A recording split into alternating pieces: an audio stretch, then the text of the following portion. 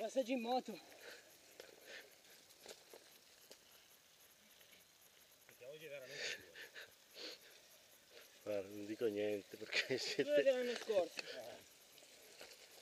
a me non la fai col sole.